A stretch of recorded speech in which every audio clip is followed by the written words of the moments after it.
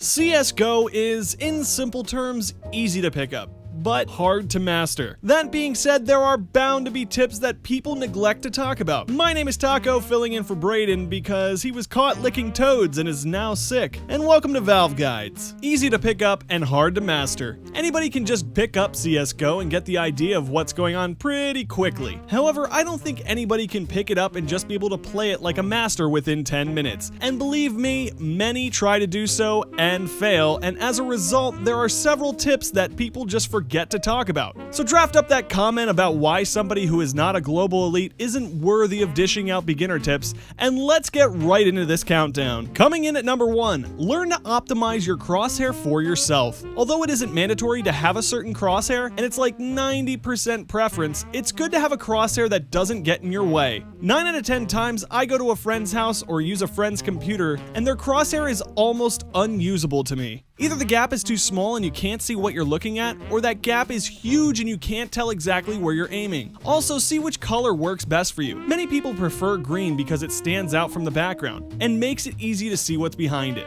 Having a white crosshair would really mess you up if you were looking at a white background such as in Nuke or Season. Brayden uses it anyway. Fine-tune your crosshair and make it something that is easy to use and that you like. Number 2, you need basic knowledge and game sense. A wonderful example of this was brought to my attention in one of the War Owl's recent videos about jump scouting. Say your teammate hit someone for 60. You have a scout, and even with that knowledge, you continue to try for headshots with the scout. Why? That doesn't make sense, unless of course you find headshots easier to hit, which I don't think is a thing. Things that seem easy, I often see lower level players just do not understand. Maybe your team sees 2 people towards A. You think you better rotate to assist, and bang, someone rocks around the corner and kills you. Learning game sense and also some basic knowledge of CSGO can help you dramatically. For heaven's sake, at number 3, please stop adjusting all your settings mid-game. This happens all the time in game, and people I know say they've decided to change their resolution or their mouse sensitivity again. By changing your resolution and sensitivity, you could be messing up your muscle memory and making it difficult to play the best you can. Find the settings that suit you best and stick with them. To find your sweet spot, of course, you're gonna have to do a lot of messing around with your settings, but consistently changing them in-game can really mess you up more than it will help. Number 4, your sensitivity is way too high. EPB, the writer for this video, used to play a game with 1500 DPI and 6 in-game. With the smallest movement, you can do a couple of 360s. With such a high sensitivity, it makes it incredibly difficult to have precise aim. EPB went from 1500 DPI and 6 in-game down to 1100 and .56. His aim has improved greatly by doing this. It's hard to change because it feels like you're trying to use a slug for a mouse. If you have an insanely high sensitivity, I recommend lowering your in-game sensitivity by 0.15 every day until you get to the number you like. Alternatively, you could lower it all at once, but you need to practice quite a bit to get used to it. Coming in at number 5, you re-peek all the time. This happens much too often. Okay, story time. You're a CT in a 2 vs 1 situation, and you have the bomb down. You just need to let the terrorist come to you. You peek and get a few shots off, peek again and again and again, and finally, you die. The enemy gets your teammate as well, and you've lost an easy round. This is a common habit, and oftentimes is fed by the want to get that extra kill. It's a hard habit to break, and it can be done. A way to break the habit is by asking yourself whenever you peek, is this a good peek?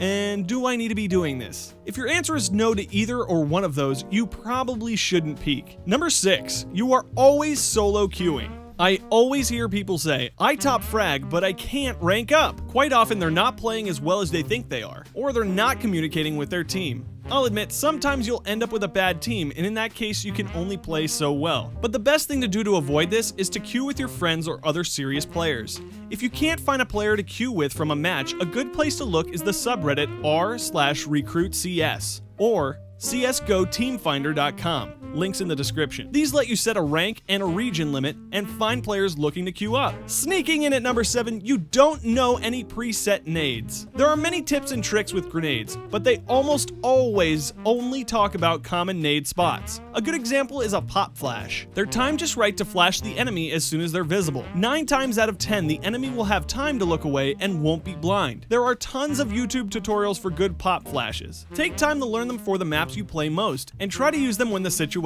is right. Radioing in at number 8, communicate clearly and calmly. Too many times I see people scream into their mic and they don't call out properly or don't call out at all. Fucking green, you push through this map, dude. Clear communication is essential and can help you win the game. Learn proper calls for each spot on the map and tell your teammates where, when, how many, and what weapon the enemy has. Try to refrain from screaming things like, "Who does that?" as that won't help anyone and might just get you muted. Also, do not call 5 long when you only see 4. Exploding into number 9 spot, count grenades. I rarely see players do this, and it's a very effective strategy. Dust 2, for example. The enemy team smokes the cross and you cannot count. You decide to push long, but when you get there, 3 HE grenades come flying in. For some reason, not many people realize that 3 grenades equals 3 people. Keep an eye out for how many smokes or flashes are used from different areas. 2 smokes used in B tunnels, they're probably out of smokes, and that's a good time to push. Pushing its way into number 10, you force buy every single round. Many people don't understand the economic system as much as they should. The average tip for money management is to understand when you can buy as a team, but a big part of it is understanding what earns you money. That extra money you gain from losing multiple rounds in a row or winning. Understanding how these things add together can help you know when your team will be in a good economic position and will be able to buy fully.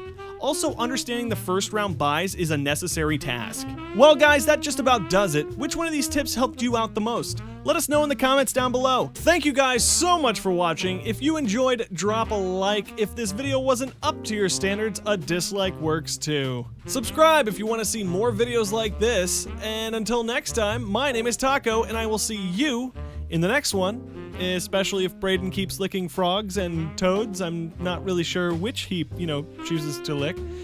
But, it gets him sick, and I guess he likes that. And I guess you could say he has a frog in his throat. Yeah, I went there. I made that punny fun.